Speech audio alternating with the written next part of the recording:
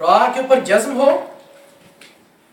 اور اس سے پہلے والے حرف پر زیر ہو. یہ ذرا تھوڑی سی توجہ کی ضرورت ہوگی اس پر. میں مثال پہلے لکھ دیتا ہوں تاکہ آپ کو سمجھنا آسان ہو جائے.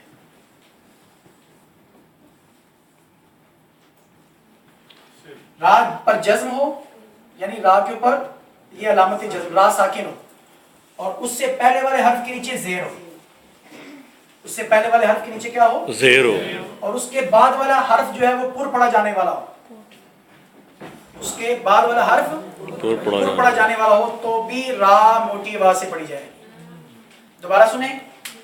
را ساکن ہو پہلے والے حرف کے اوپر نیچے پہلے والے حرف کے نیچے زیر ہو اور اس کے بعد والا حرف پر پڑھا جانے والا موٹی وا سے پڑھا جانے والا ہو تو بھی را موٹی وا سے پڑھی. جیسے دیکھیں یہاں دونوں باتیں پائی جا رہی. را کے اوپر جزم بھی ہے اور اس سے پہلے والے حرف کے نیچے زیر بھی ہے اور اس کے بعد میں پڑھا جانے والا حرف پورا تو قیر طاس قیر. ابھی سے قیر نہیں بولا قیر قیر طاس قیر طاس قیر طاس قیر طاس قیر طاس. ایک مثال اور لکھتے ہیں. مجھے بتائیں کہ یہ را پر پڑھی جائے گی یا باریک؟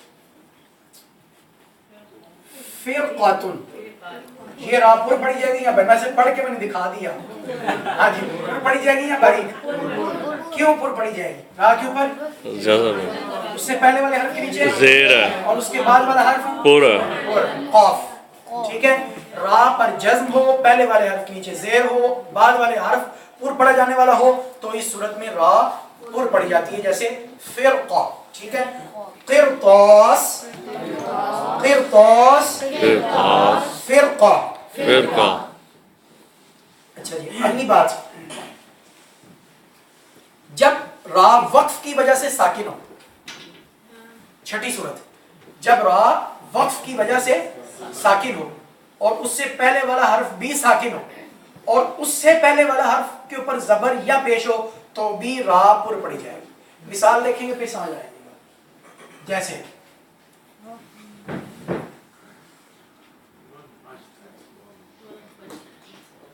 اصل میں والفجری ہے والفجری. اب ملا کے پڑھیں تو ری بریک پڑھی جائے گی را. لیکن اگر ہم وقف کرتے ہیں والفجر پھر را پر پڑھی جائے گی. کیوں؟ را وقف کی وجہ سے ساکن ہو گئی. ٹھیک ہے. اس سے پہلے والا حرف بھی ساکن جیم ساکن اور اس سے پہلے والے حرف پر کیا ہے؟ زبر ہے. ابھی ہم نے پڑھا کہ جب را وقف کی وجہ سے ساکن ہو جب را وقف کی وجہ سے ساکن ہو اس سے پہلے والا حرف بھی ساکن ہو اور اس سے پہلے والے حرف پر زبر یا پیش ہو تو اس صورت میں بھی را پر پڑھی جائے گی. چلیں ایک مثال یہ بتا دی. اب یہ بتائیں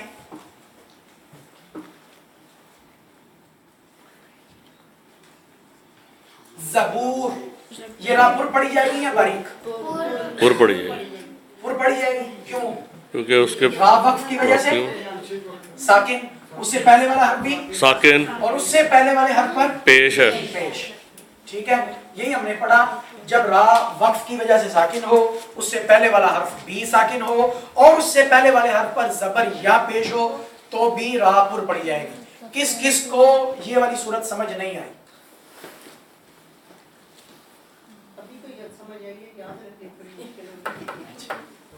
نہیں آئی تو پوچھ لیں آپ. تو نہیں تو میں پوچھ لوں پھر آپ سے. ہاں جی سمجھ آ گئی ہے سب کو؟ آج ہم نے 2 ایکسٹرا 6 صورتیں کل ہم نے پڑھ لی. ٹھیک ہے جی. ایک صورت پہلی 4 تو ہم نے پہلے کی پڑھی ہوئی تھی تو آج کی جو 2 صورتیں ان کو دہرا لیتے ہیں. پہلی صورت 5ویں صورت ہم نے یہ پڑھی را ساکن ہو اس سے پہلے والے حرف کے نیچے زیر ہو اور اس کے بعد والا حرف پر پڑھا جانے والا ہو تو بھی را پر پڑھا جائے گا. اس کے بعد را وقف کی وجہ سے ساکن ہو پیچھے بھی ساکن ہو اور اس سے پہلے والے حرف کے اوپر زبر ہو تو اس صورت میں را پر پڑھی جائے گی. یہ وہ میں نے آپ کو لکھوائی جو بہت زیادہ استعمال ہوتی ہیں. اور بھی صورتیں ہیں. ایک صورت آپ 7ویں صورت را کی پر جب پڑھی جائے بالکل ایزی اور آسان. کھڑی زبر والی را ہمیشہ پر پڑھی جاتی ہے. کھڑی زبر والی را ہمیشہ پر پڑھی جاتی ہے. جیسے الف لام را الف لام را. یہ را جو ہے ہمیشہ पुर पड़ी पड़ी जाएगी। खड़ी जबर वाली रा हमेशा इब्राहीमा, इब्राहीमा, तो ये रा के ऊपर खड़ी जबर, तो ये रा भी पुर पड़ी जाएगी। इब्राहीमा। तो ये हमने आज 7 सूरतें कंप्लीट की कि जिन सूरतों में रा हमेशा पुर पड़ी जाती है। अगली क्लास में इंशाअल्लाह वल अजीज हम 2 सूरतें पढ़ेंगे जिनमें रा बारीक पड़ी जाती है। आप एक मरतबा देख लें, दोहरा लें जो भी सूरतें हमने पढ़ी हैं, एक दूसरे को सुना लें, रिपीट कर लें 1-2 मिनट। रा का वो जो पहली सूरत है रा, उसमें क्यों पुर पड़ी जाएगी? पहली सूरत में इसलिए है कि उससे पहले वाले हिस्से में जज़म हो और उससे पहले वाले हिस्से में ज़ेर आए, तो उसके आगे जो हो ना वो तो जो पुर पड़ने वाला लफ्ज़ हो तो उस पर रा पुर पड़ी जाएगी। और जब साकन, पिछला भी साकन हो पहला भी साकन हो, उससे पहले ज़बर हो और उसको भी पुर पड़ा जाएगा। पुर के मतलब होता है मोटी आवाज़ में, ऐसा नहीं ना, वाह। एक दूसरे जबर भी था, उसकी भी जबर में नहीं पुर था और एक और लफ्ज़ साकन होता है जिसके ऊपर वो शद हो ना गोल सी, वो जिस हाँ आप पढ़ते हो ना वो पता होगा। सुन्नत मुकम्मल तरीक़ाकार जो है वो हम पढ़ चुके हैं। तो आज हम पढ़ेंगे वुज़ू के मकरूहात भी हम पढ़ चुके हैं कि किन चीज़ों से वुज़ू मकरूह हो जाता है। मिसाल के तौर पर वुज़ू के दौरान दुनियावी बातें करना, ज़ोर ज़ोर से मुंह पे पानी मारना, ज़रूरत से ज़्यादा पानी इस्तेमाल करना और ज़रूरत से कम पानी इस्तेमाल करना, ये सारे मसाइल गुजर चुके हैं। हमने पिछली क्लास में ये चीज़ें पढ़ ली थी। आज हम नया टॉपिक शुरू करते हैं। वक्त क्योंकि कम होता है इसलिए मैं दोहराई की तरफ नहीं जा रहा, तो फिर इंशाल्लाह किसी दिन हम पूरी क्लास को दोहराई की शक्ल में रखेंगे और सारी चीज़ें रिपीट करेंगे। तो आज सिर्फ इतना बता रहा हूँ, वुज़ू के फ़राइज़ पढ़ चुके हैं, वुज़ू की सुन्नतें पढ़ चुके हैं, पूरा तरीक़ाकार वुज़ू का, और वुज़ू के मुस्तहब्बात और वुज़ू के मकरूहात ये चीज़ें हम पढ़ चुके हैं। आज हम पढ़ने जा रहे हैं नवाक़िज़ वुज़ू।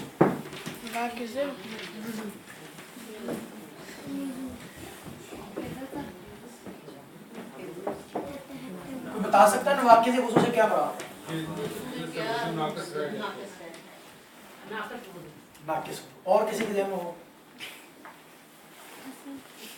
मैं आसान लफ्ज़ भी बोल सकता था, ये इसलिए लफ्ज़ खुद लिखा ताकि हमें जो शरीयत के अल्फाज है कम से कम उनका भी हमें पता होना चाहिए। तो नवाक़िस, नाक़िस की जमा है। नाक़िस का माना तोड़ने वाला, वो चीज़ें जिनसे वुज़ू टूट जाता है, वो चीज़ें जिनसे वुज़ू टूट जाता है, तो वो नवाक़िज़ वुज़ू। नवाक़िस का मतलब वुज़ू को तोड़ देने वाली चीज़ें, वुज़ू को तोड़ देने वाली चीज़ों को नवाक़िज़ वुज़ू बोलते हैं। तो उसमें सबसे पहली सूरत बोलो बराज का होना, क़ज़ाए हाजत, ठीक है, कि पखाना वगैरह करना या क़ज़ाए हाजत जाना, वाशरूम जाना वगैरह, जो भी अपनी हाजत को पूरा करना, तो इसको ये भी, इससे भी जो है वुज़ू टूट जाता है। ये पहली सूरत है। इसी तरह मैं लिख देता हूँ सूरतें। पहली सूरत क़ज़ाए हाजत, मैंने इसकी वज़ाहत कर दी लेकिन मैं अदब वाला लफ्ज़ यूज़ कर रहा हूँ आपके सामने। क़ज़ाए हाजत, ठीक है, अपनी हाजत को पूरा करना।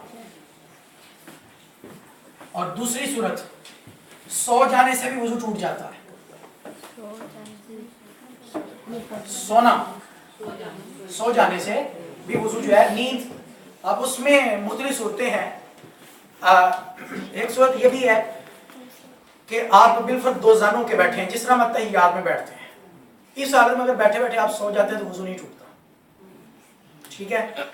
आप सोए हुए हैं किसी चीज़ के साथ टेक लगा के, और आप पर नींद का गलबा इस कदर हो गया है, आपकी हालत ऐसी होगी अगर उस चीज़ को हटाया जाए तो आप अपने आप को बैलेंस नहीं कर सकेंगे, ठीक है, आप उस हालत में बरकरार नहीं रह सकेंगे।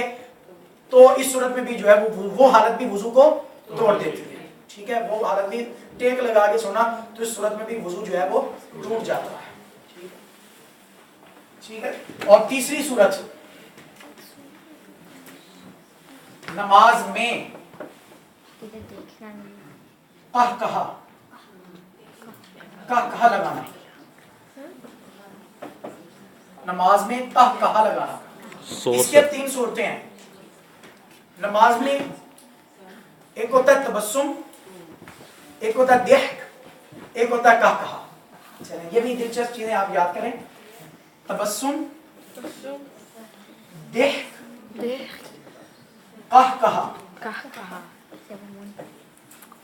तबस्सुम सिर्फ मुस्कुराहट को बोलते हैं जिसमें आवाज ना हो, ठीक है, जिसमें आवाज ना हो। इससे ना वुजू टूटता है ना नमाज टूटती है।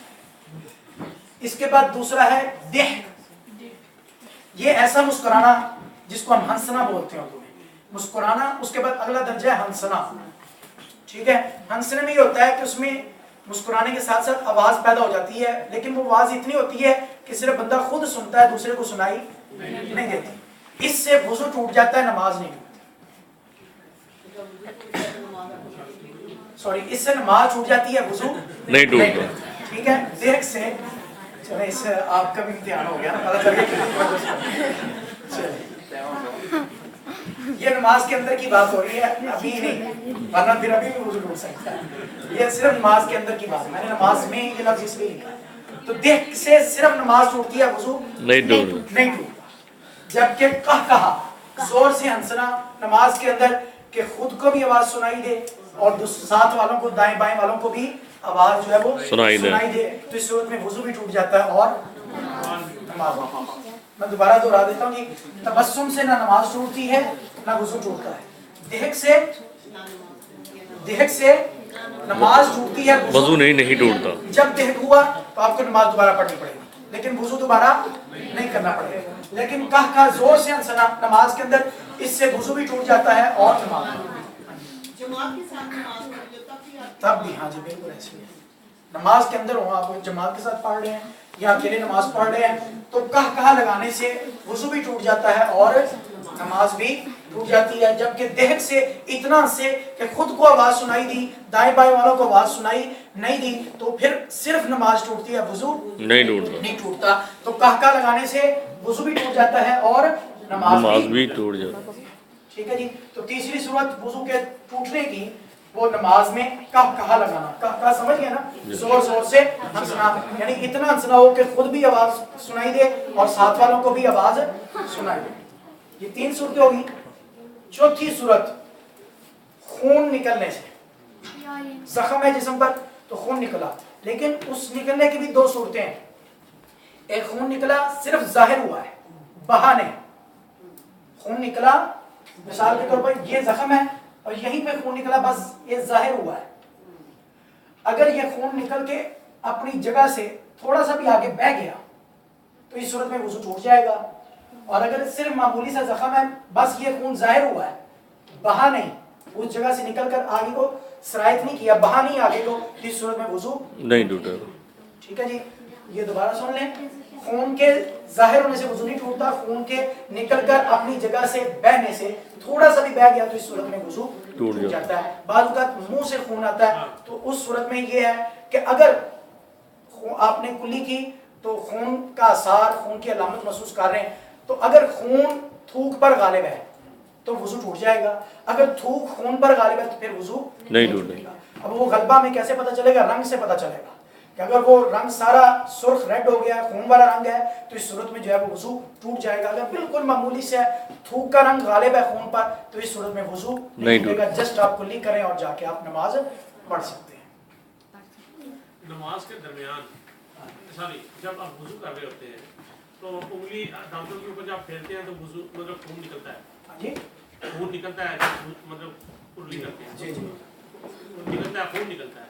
तो 1 दफा 2 दफा 3 दफा करते हैं, मगर वो बिल्कुल उसी तरह बह रहा होता है, बस मुंह में से आता है। उस तरह क्या करना है, मतलब दोबारा से वुजू करते रहना? नहीं, उसको रोकने के कोई ना कोई सूरत निकालेंगे। जब तक वो निकलता रहेगा तो आपका वुजू नहीं होगा। उसको बंद करने की कोई भी तदबीर सोचें, जो भी तरीका कार इख्तियार करते हैं, लेकिन उसमें ये नहीं है कि खून भी निकल रहा और आपका वुजू हो जाए। तो वो बीमारी की सूरत में है ना, वो बीमारी तब या कोई दायमी तौर पर कभी कभार का निकलना ये बीमारी नहीं है। ये बीमारी बन गई है।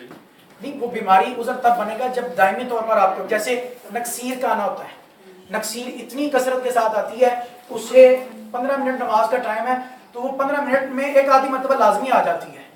इतना भी टाइम नहीं उसको पास स्पेस मिलती कि वो एक नमाज फर्ज पूरी नमाज अदा कर सके। ये उजर बनता है, तब भी ये बीमारी बनती है। ठीक है। अगर आज उसे नकीर आई और फिर कल जाके नक्सीर आ रही है उसे, तो इस सूरत में जो है ये उजर नहीं है, वो बीमारी शुमार नहीं होगी। खून कभी कभार अगर आ रहा है तो उसको रोकने की तदबीर की जाए کیونکہ وضو کی شرائط میں سے ایک شرط یہ ہے کہ اس چیز کو زائل کیا جائے جو